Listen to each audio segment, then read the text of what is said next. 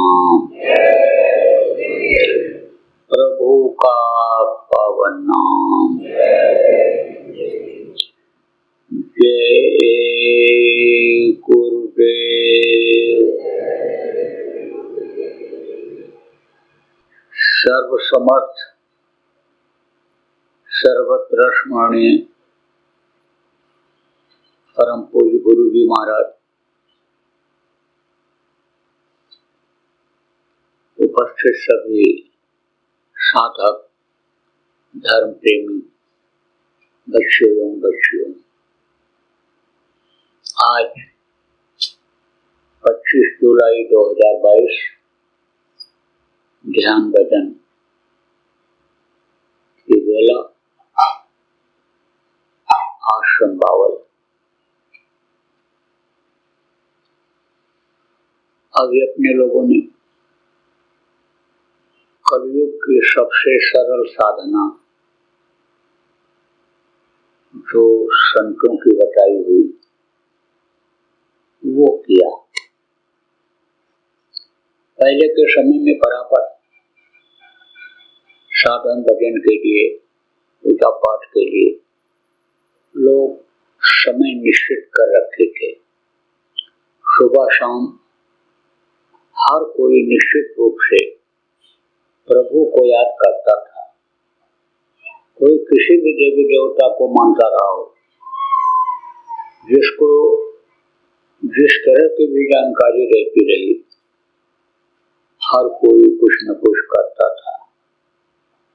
अब वो चीजें देखो खत्म होती जा रही। यही कारण है कि बच्चे बिगड़ रहे, बच्चियां बिगड़ रही, परिवार के लोग बिखर रहे हैं।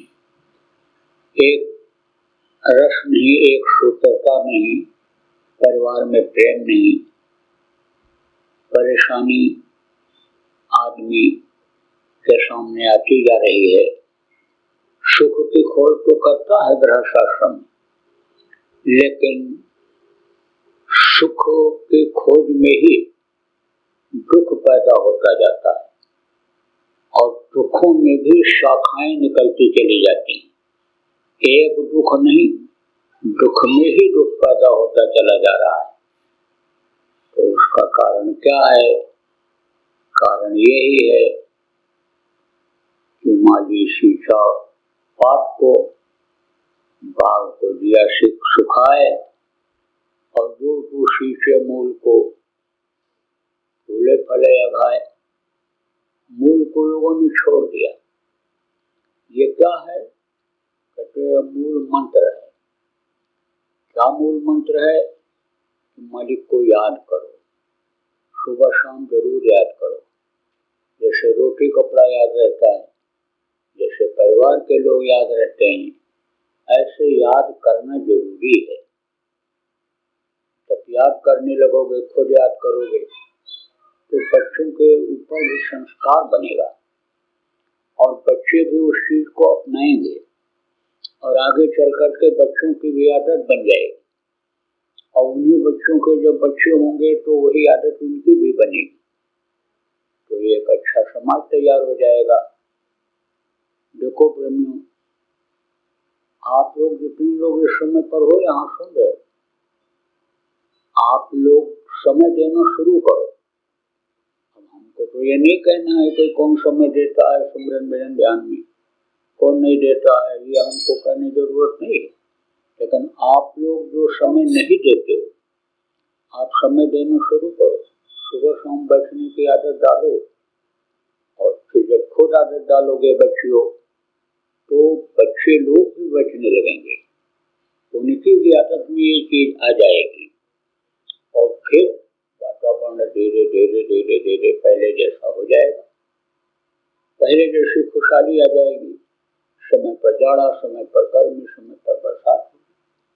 देखो जिन लोगों ने ध्यान और भजन किया, पूछा जाए कि कुछ दिखाई पड़ा, सुनाई पड़ा, तो सिर न का हिलाओगे। बार बार पूछा जाए तो मुझसे बोलोगे नहीं। क्यों नहीं? कहोगे मन ही नहीं रुका, मन भटकता रहा। तो भाई मन तो एक ही है, कहीं तो जाएगा वो। कहाँ जाएगा? उन्हीं चीजों में जाएगा जिन चीजों में दिन रात लगा रहता है, उन्हीं चीजों में जाएगा। कलयुग का यह मन विषयों का आदि हो गया, जो उसी तरफ ले जाएगा। और आग को घी से बुझाया नहीं जा सकता है। आग के ऊपर जब तक पानी नहीं पड़ेगा तब तक आग बुझने वाली नहीं है। तो ये जो तृष्णा की आग है, ये इच्छाओं की जो ये आग है, ये आप ये समझो कि इच्छा की पूर्ति से कि ये हो जाए तो हमारी इच्छा समाप्त हो जाएगी, उससे तो ये आग बुझने वाली है ही नहीं। यही कारण है कि देखो, जिसके पास लाख रहता है कहता करोड़ हो जाए, करोड़ रहता कहता अरब खरब हो जाए, अरब खरब रहता है कहता कुबेर का खजाना मुझी को मिल जाए। इन्हीं चीजों में मन लग जाता है। किसी भी चीज में मन लग जाएगा तो उसी तरफ उसको ले जाएगा। तो मन किसके वश में है? मन आपके वश में है, क्योंकि आप परमात्मा के अंश वाले जीवात्मा हो। आपका ये शरीर जीवात्मा के ही प्रभाव से चढ़ता है, तभी ये चेतन है। नहीं तो ये जड़ हो जाता है कब? जब जीवात्मा निकल जाती है। जड़ किसको कहते हैं? जो एक जगह दूसरी जगह नहीं आ जा सकता, उसको जड़ कहते हैं। तो जीवात्मा निकल गई तो ये पड़ा रहेगा, उठाने पर ही ले जाएगा कोई, इसको खुद नहीं जा सकता है। तो ये चैतन्य है शरीर। तो आपके शरीर में ही ये मन है। अब अगर संकल्प आप बनाओगे, किसका संकल्प बनाओगे? यानी अपनी आत्मा से संकल्प बनाओगे कि मन के कहने पर शरीर को नहीं करने देना है। हमको मन के कहने पर अभी तक जो किया सो तो किया, लेकिन अब 2 घंटा हमको समय निकालना है, इस काम के लिए निकालना है, ध्यान के लिए, भजन के लिए निकालना है। बीच बीच में जब समय मिले तब हमको इधर से मन को हटा करके उधर लगाना है। और नहीं तो मन ये बराबर धोखा देता रहेगा, बराबर इस दुनिया में ही ये लगाए रहेगा। और जिंदगी का ये जो समय मिला है उससे हम हार जाएंगे, चूक जाएंगे। समझ लो कि यह अवसर, यह दांव, समझो नाम रसायन पीजिए, यह अवसर, यह दांव। कहा गया है कि यह अवसर मिला, ये दांव लग गया। जैसे ऐसे बच्चों के लिए ऐसे चरखी बना देते हैं कौन लोग? कोई सामान बेचने वाले, तो कहते हैं इस चरखी को घुमाओ, और अगर चरखी यहाँ रुक जाएगी तो ये सामान मिलेगा, ये यहाँ मिल जाएगा, यहाँ मिल जाएगा। चरखी को बच्चे घुमाते हैं तो कभी कुछ नहीं मिलता है, और कभी कुछ कीमती चीज के लालच में घुमाते रहते हैं तो वो मिल जाता है। ऐसे ही ये दांव लग गया, नहीं तो ये मिलना ही मुश्किल है। ये तो अब जब दांव लग गया और अवसर मिला है तो नाम रसायन पीजिए। रसायन किसको कहते हैं? रसायन दवाई होती है, आयुर्वेदिक में उसको रसायन कहते हैं। कॉम्बिनेशन इंग्लिश दवाओं में भी बनता है, होम्योपैथिक में भी बनता है। इसी तरह से आयुर्वेदिक की कई दवाएं मिला करके और रसायन बनाया जाता है। वो मज्ज को भी ठीक करती है और आप ये समझो कि मज्ज की कमजोरी को भी दूर करती है। तो ये जो नाम मिल गया रसायन, इस अवसर, इस गांव में नाम की कमाई करना चाहिए। और नहीं तो मन का इसका कोई भरोसा नहीं है, तो आप किसको धोखा दे दे। इसलिए मजबूती लाने की जरूरत होती है, संकल्प बनाने की आवश्यकता होती है। संकल्प भी न गए, उसके लिए गुरु से प्रार्थना करते रहना पड़ता है, गुरु को याद करने रहना पड़ता है, गुरु से प्रेम करना पड़ता है। गुरु सम्मान करते रहते हैं, इसलिए कहा गया गुरु माथे पर रखिए, चलिए आज्ञा मान। और कबीर दास का 3 लोक बना। यह मन जब से इस मृत्युलोक में शरीर के साथ आया, तो शरीर के साथ लगा, धोखा देता रहा, अच्छों को धोखा दिया। पहले के समय में जब छुरियां पड़ने लगती थी, बाल पकने लगता था, तब लोग इसी काम में लग जाते थे, अपने आत्मा के कल्याण के काम में ही लग जाते थे, भजन ध्यान पूजन में ही समय देते थे, बाकी जो गृहस्थी थी बच्चों को उनके ही भाग्य पर, उनके ही कर्म पर छोड़ देते थे और वो फिर अपने भाग्य से अपने से कमाते खाते थे। उनको केवल 2 रोटी का जो है सहारा बनाने की जरूरत पड़ती थी।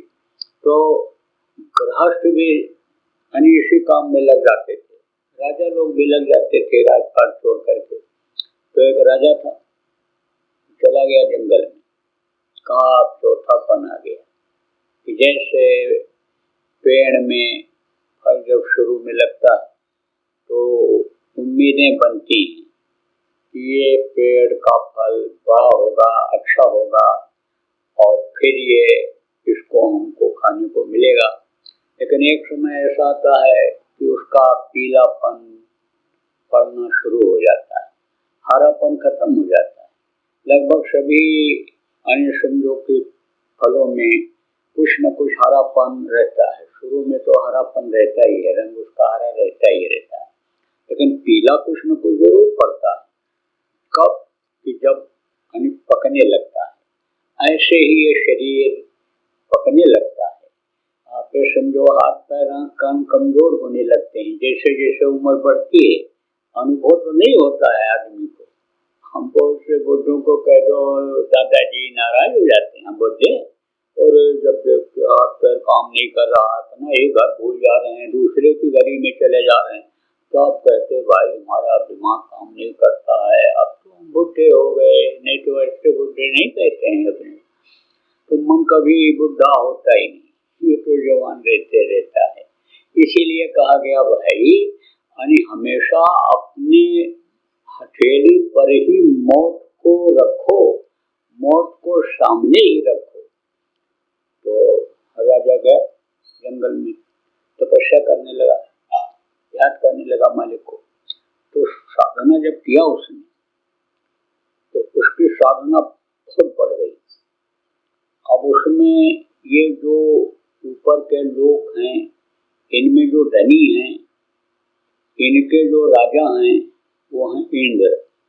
इंद्र का जो गद्दी है, राजा हैं, वो कोई एक ही नहीं रहते हैं। वो उस गद्दी पर जो उस लायक हो जाता है, उतनी ताकत जिसको मिल जाती है वही गद्दी का मालिक हो जाता है।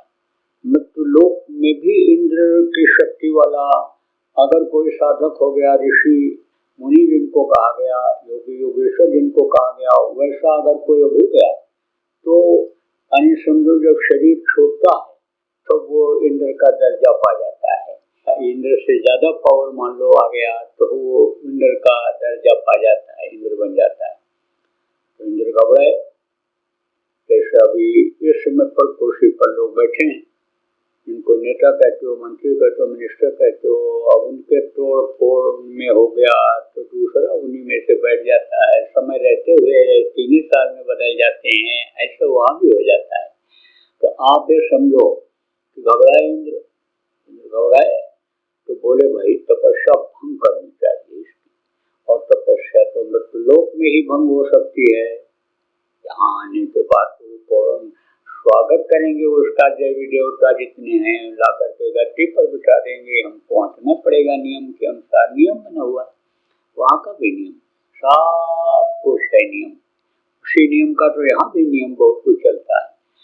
यहाँ का नियम वो तोड़ देते हैं, वहाँ का नियम नहीं टूटता है। तो आपको समझने की जरूरत है कि नियम का सब लोग पालन करते हैं। जैसे इस धरती पर ही देखो बहुत से देश हैं कि जहाँ पर नियम का बहुत पालन होता है, कानून व्यवस्था बहुत मजबूत है। तो वही जो है विकसित देश कहलाते हैं, वही तरक्की वाले कहलाते हैं, वही सुखी संपन्न दिखाई पड़ते हैं। इसी तरह से इंद्र जो है वो बोले तपस्या भंग करनी पड़ेगी।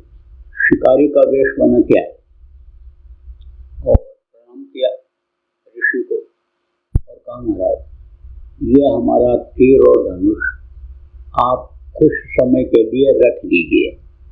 तो उन्होंने कहा भाई तीर और धनुष ये हम क्या करेंगे रख करके, इसको तो देख करके हमको डर लगता है कि ये हिंसा करने वाली चीज है और इसको हम देखें और हमारे पास रहे तो हम किसी की हिंसा कर दें, हत्या कर दें तो बहुत बड़ा पाप लगेगा, पाप का भागीदार बन जाऊंगा, ये जो हमारी तपस्या है ये सब भंग हो जाएगी, इसकी हमको जरूरत नहीं है। तब उन्होंने कहा हम इस समय बड़े, इंद्र ने कहा जो शिकारी के वेश में थे, कि हम इस समय बड़ी मुसीबत में हैं, आप हमको बचा लो इस समय मुसीबत से, हम इसको आकर कुछ ही समय के बाद ले जाएंगे। और वो ऐसी मुसीबत है कि उस मुसीबत को हम आपको इस समय पर बता नहीं सकते हैं, दोबारा जब हम आएंगे हम आपको पूरी बात बताएंगे और आप भी महसूस करोगे कि हाँ भाई हमने इनका रखा था, इनकी मदद किया था, तो आप इसको रख लीजिए। बोले भाई डर लगता है इसको देख करके, ये हिंसक चीज है, इसको हमको नहीं रखना है, आप इसके लिए और कहीं देखो जगह, वहाँ रख दो। फिर वो कहने लगा भाई आप तो महात्मा हो, महात्माओं का काम तो दूसरे की मदद करना है, आप तो ऋषि हो, ऋषियों का काम तो गृहस्थों की मदद करना है, आपसे मैं मदद मांग रहा हूँ, आप इसको रख लो इसको हम अपने पास रखेंगे तो हमारा बहुत बड़ा नुकसान होगा, इसलिए आप इसको रख लो, आप बहुत अच्छे हो, बहुत परोपकारी लग रहे हो, हमको दिव्य रूप लग रहे हो। किया तारीफ करके जेब में से पैसा लोग निकाल ले जाते हैं, तारीफ करके न भी खिलाने की इच्छा हो तो रोटी बना के गरम गरम खिला देती हो। तो तारीफ जब सुना तो समझो कि ये भूल गया कि निजी सम्मान लाभ और मान क्यों चाहे, पड़ेगा फिर तुझे देना, इस चीज को भूल गया कि लाभ और मान क्यों चाहे, इसके बदले हमको देना पड़ेगा, इसको देना पड़ेगा, लाभ और मान खत्म होगा, इसको हमको नहीं चाहिए, ये भूल गया वो, उसमें सम्मान। तो कहा अच्छा रख दो वहाँ कुटिया के कोने में रख दो, वहाँ बाहर की तरफ वहीं, तो उसने वहीं कोने में लटका दिया, तीरों धनुष लटका रहा। काम से क्या मतलब, तो राजा जो था, ऋषि जो हो गया था, ऋषि ने कहा हमसे क्या मतलब उस चीज को देखना ही नहीं है उधर, लेकिन ये मन की आदत है, जिस चीज को भूलना चाहो उसी की याद आती है मन को, बार बार उसको भूलना चाहे, लेकिन नजर पड़ ही जाती है धनुष के ऊपर। साधना खूब करता था, साधना के अनेक प्रभाव से ही तो उसके अंदर शक्ति आई थी, साधना करता, लेकिन जब उधर कुटिया की तरफ जाने लगता, न चाहते हुए भी नजर तीर और धनुष पर पड़ जाती थी। तो रोज देखता था हमसे क्या मतलब हमसे टंगा रहने तो दूसरे की चीज है, क्या इसको छूना, क्या करना, पड़ा रहेंगे। अब वो वहीं लटका रहता।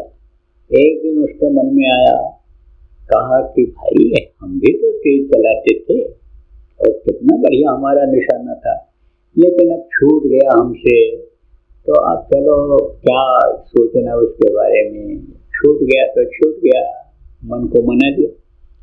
फिर तो एक दिन बीता, फिर उधर देखा क्या सुंदर धनुष है, क्या बढ़िया इस पर डोरी लगी हुई है।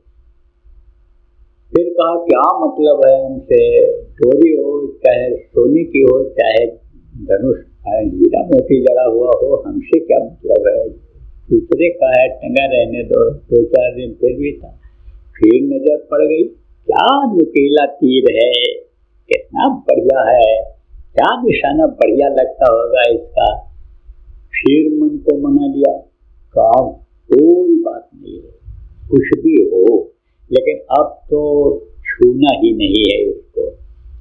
अब आप समझो, देखो मन की क्या खुराफात, मन जो है लग जाता है किधर, उधर से जल्दी हटता नहीं है। मेन कारण यही है कि आप सोच नहीं पाते हो, आत्मा से ये सोच नहीं पाते हो कि भाई मन के कहने पर नहीं करना है, कुछ भी हो, इतना नहीं वाला आता ही नहीं है, बस ये उसी का फायदा मन उठा लेता है।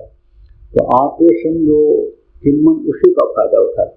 तो फिर बेटा 4-6 दिन फिर कहा कि चलो देखें तो कैसा है, उठाया, तुम्हें ऐसे देखा, फिर सोचता रहा कि चला के देखें न देखें, सोचता रहा, फिर मन को मना लिया अरे छोड़ो, जो चीज छोड़ दिया, सती भेंट अब ये तन नहीं, शिव संकल्प कीन मनवाही। शिव ने संकल्प बना लिया तो सती पत्नी को अपने घर से निकाल दिया, उन्होंने छोड़ दिया उसको, तो हमको ऐसा संकल्प बनाने की जरूरत है। टांग दिया। फिर बेटा को दिन, फिर बेटा तो कहा कि चलो आज देख लेते हैं, आजमाइश कर लेते हैं, मारेंगे नहीं, निशाना देखें लगता है कि नहीं लगता है। बस उस दिन सोच नहीं पाया कुछ, उठाया तुरंत और चढ़ाया तीर को, छोड़ा और पत्ता को देखते हुए जाके सटीक उसी पत्ते में लगा। अरे निशाना तो अभी हमारा बहुत पक्का है। अहंकार देखो, निशाने बाज हैं, बहुत पक्के हैं, तो चलो कोई बात नहीं है, निशाना को हम समझो खत्म नहीं होने देंगे, बरकरार रखेंगे, नहीं मारेंगे पक्षियों को, जानवरों को नहीं मारेंगे, क्या है बस रोज पत्ते पत्ते के ऊपर चलाता रहती था, बढ़िया आज और बढ़िया निशाना लगा, आज और छोटे पत्ते को मारा।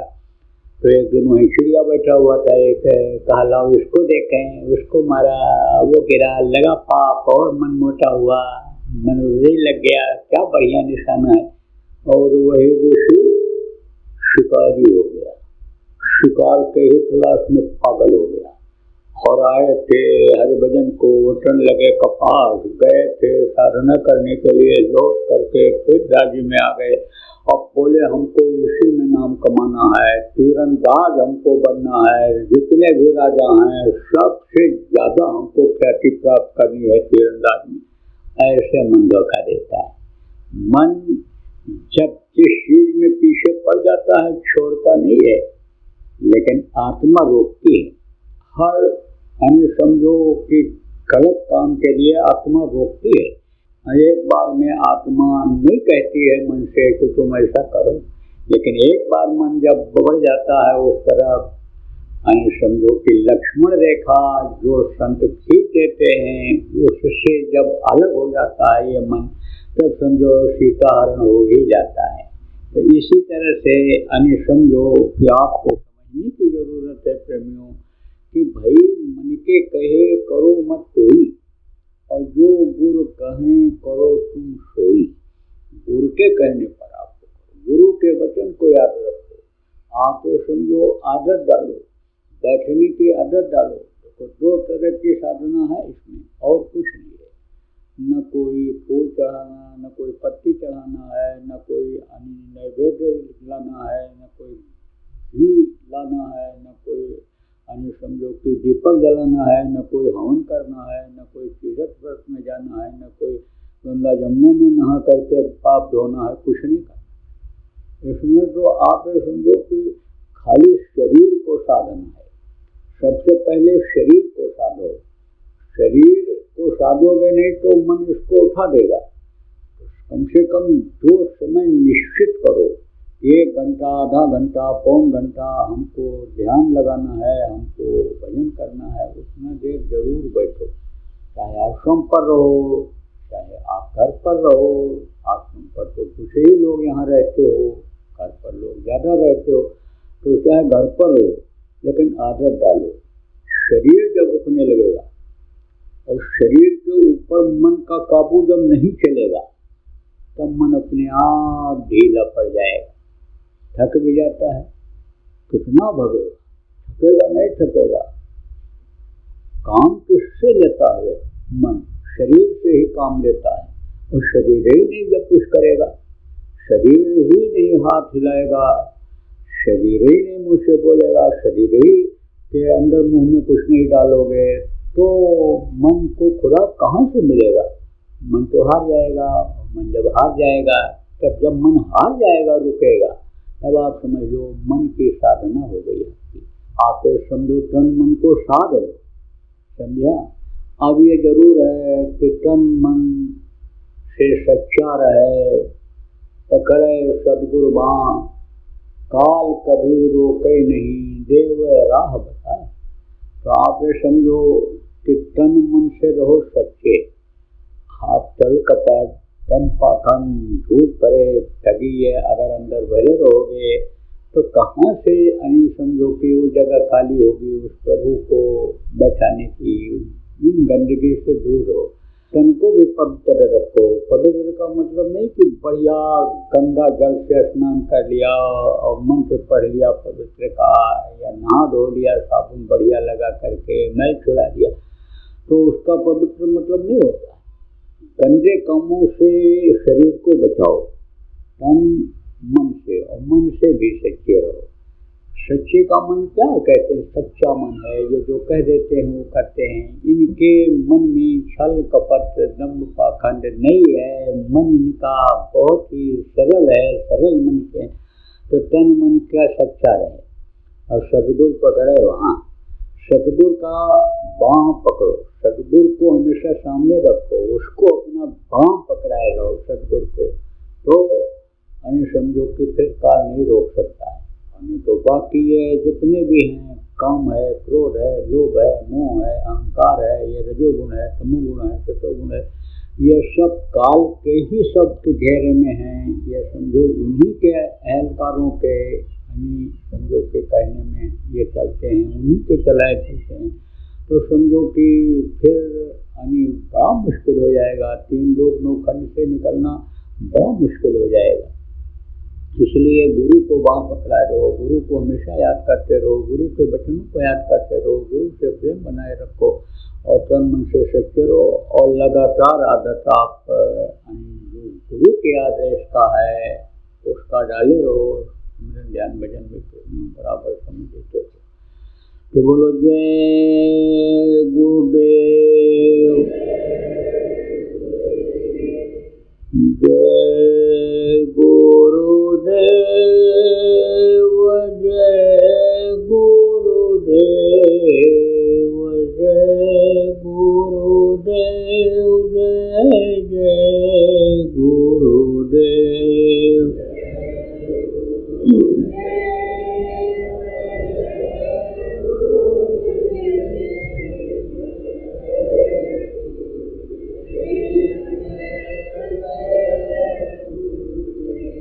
जय गुरुदेव, जय गुरुदेव, जय गुरुदेव, जय जय गुरुदेव।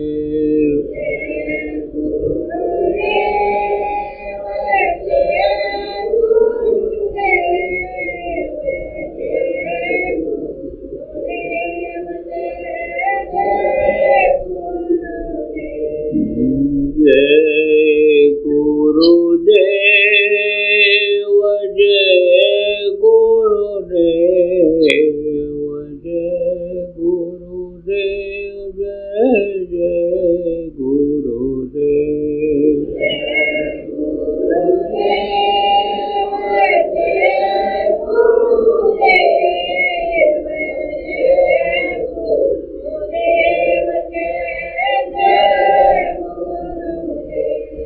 जय गुरुदेव, जय गुरुदेव, जय गुरुदेव, जय जय गुरुदेव।